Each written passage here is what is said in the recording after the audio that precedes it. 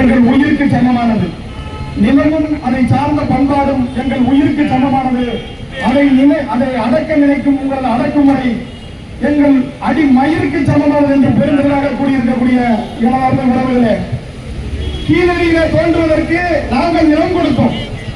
கீழடியிலே தோண்டிக் கொள்ளுங்கள், எங்கள் வரலாறு மேல் எடுத்துக் கொள்ளுங்கள் என்று நாங்கள் நிலம் கொடுத்தோம். ஆனால் அங்கு 6 அடிக்கு மேல் தோன்றுவதற்கு நீங்கள் அனுமதி தரவில்லை. மேலடியிலே எங்கள் வரலாறு இருக்கிறது. 3300 ஆண்டுகளுக்கு முன்பாக இருந்த தமிழ் எழுத்துக்கள் அங்கே பதியப்பட்டிருக்கிறது. தமிழ் செம்மொழி என்பதற்கு அடையாளமான மாங்குளம் கல்வெட்டு அங்குதான் இருக்கிறது. நாங்கள் மேலே இருக்கக்கூடிய வரலாறுகள் எங்களுக்கு அறிந்து வரக்கூடாது. கீழடியிலே இருக்கக்கூடிய கீழான வரலாறுகளை தான் நீங்கள் சொல்லி எடுத்துவிட மறுக்கிறீர்கள். ஆனால் மேலடியில் இருக்கக்கூடிய வரலாறுகளாவது கட்டி காக்க வேண்டும் என்று சொன்னால், ஆனால் அதற்கு நீங்கள் அனுமதி கொடுத்து சுரங்கம் அமைப்பேன் என்று சொல்கிறீர்கள்.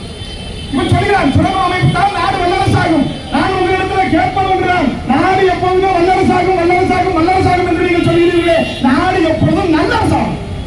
நாடு என்றாவது நல்லரசாக வேண்டும் என்ற முடிவு எடுத்திருக்கிறீர்களா? இந்த நிறுவனம் தொடங்கிவிட்டால் மக்களுடைய வாழ்வு மாறிவிடும் என்கிறார்கள். இதற்கு முன்பாக டாடா நிறுவனம் தொடங்கப்பட்டது. இதற்கு முன்பாக பெரிய நிறுவனங்கள் தொடங்கப்பட்டது. அமெரிக்க நிறுவனங்கள் எல்லாம் இந்த தமிழ்நாட்டு மண்ணிலே ஆங்காங்கே தொடங்கப்பட்டுக் கொண்டுதான் இருக்கிறது. ஆனால் யாருடைய வாழ்வு மாறியது என்று எங்களுக்கு ஒரே ஒரு முறை சொல்லுங்கள். இதோ டாடா நிறுவனத்தில் இருந்து 850 பெண்களுக்கு நாங்கள் வேலை கொடுக்கிறோம் என்று சொல்லி கிருஷ்ணகிரி பக்கத்தில் இருக்கக்கூடிய தேங்கடி கோட்டையில ஒரு நிறுவனத்தை தொடங்கினார்கள். 850 பேருக்கு வேலை என்று அந்த மக்கள் அந்த இடத்தை கொடுத்தார்கள். 850 பெண்களுக்கு வேலை கிடைத்தது. எந்த பெண்களுக்கு வேலை கிடைத்தது? 850 தமிழ் பெண்களுக்கு வேலை கிடைத்ததா என்று கேட்டால் இல்லை.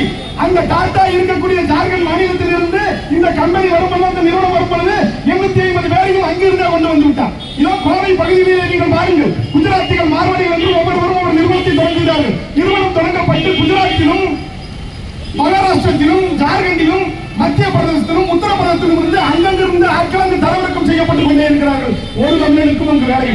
இந்த நிறுவனம் தொடங்கப்பட்டா நேரடியா 200 பேருக்கு வேலை, 2000 பேருக்கு வேலை, மலைக்கு 5000 பேருக்கு வேலை தான். ஏற்கனவே மலையை 2 மேலும் போய் உடச்சு சுக்குநூறாக்கிட்டு போயிட்டேன். அவனுக்கு ஒரு 8000 ஏக்கர் இருக்குன்னு சொல்றேன். அந்த 8000 ஏக்கருக்கு வழக்கு நடந்துகிட்டு இருக்கு. 8000 ஏக்கர்ல நீ அளவு மீறி தோண்டி இருக்கிறான்னு வழக்கு நடக்கும் போது இந்த சுரங்கம் அமைக்கிறதுக்கு அதே பகுதியில இடம் கொடுக்கிறான். அவன் அந்த இடத்தை வித்துவிட்டு போயிடுறான். வித்துவிட்டு போயிட்டான்னா எந்த இடத்துல எவ்வளவு சுரங்க நாடு கூட தெரியும். இவன் சொல்ற 5000 ஏக்கர் நெய்வேலியில் எப்படிதான் 5 காலி நிலத்துக்கு வந்த இன்னைக்கு நெய்வேலின்னு ஊர் எங்க இருக்கு தெரியாது. நிலக்கரி சுரங்கம் மட்டும்தான் இருக்கு. ஊருக்கே சோறு வர்ற விவசாயி, விவசாயத்தை தவிர என் மக்களுக்கு எதுவுமே தெரியாது. இதுவரை என்ன நாடு காதலை விடுகிற, என்ன நாடு அடிக்கிறது காதல் விடுகிற, வேளாண் பல்கலைக்கழகம் வேணும்னு சொல்றான், வேளாண் மண்டலம் அறிவின்னு சொல்றான். எவனுக்கு மேல காதல விடுகிற ஒரு அம்மா, அந்த காளி அம்மான்னு நினைக்கிற பேரு, ஒரு 80 வயசுல அந்த கிராமத்து அம்மா, ஒரு அம்மா அழகா சொல்லுச்சு, எங்க ஊர்ல கருப்பு சாமி இருக்கியா, எங்க ஊர்ல கருப்பு சாமி இருக்கு, எங்க ஊர்ல ஐயனார் சாமி இருக்கு, எங்க ஊர்ல அல்லா சாமி இருக்கு, எங்க ஊர்ல அவுளியா இருக்குன்னு பாருங்க. எவ்வளவு வேலை இல்ல, எங்களுக்கு கருப்பு சாமிய அல்லா சாமி ஒண்ணு. எங்க மக்கள் அந்த அளவோட தெய்வங்களை பார்க்கிறாங்க.